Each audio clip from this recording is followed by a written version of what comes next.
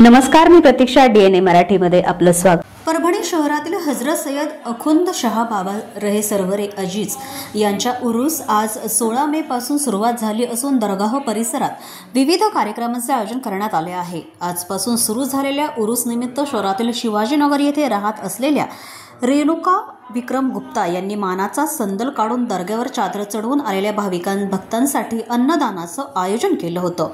आपणही समाजाचे काही देणे लागतो हा उद्देश ही भावना डोळ्यासमोर ठेवून मागील 40 वर्षांपूर्वी सुरेशदादा परदेशी यांनी येथील अखंड शाहबाबा यांच्या दर्ग्यात उरूस निमित्त संदल काढून अन्नदानास सुरुवात केली होती.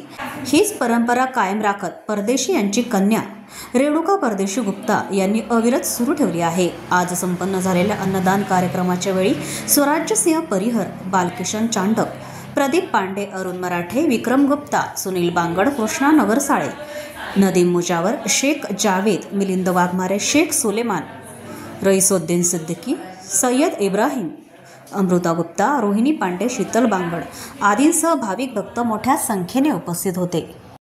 पहले तो मैं यही बोलना चाहूँगी कि ये जो प्रथा थी मेरे नाना के समय से चल रही है. हमेशा यहाँ खाना भी होता है, सब होता है.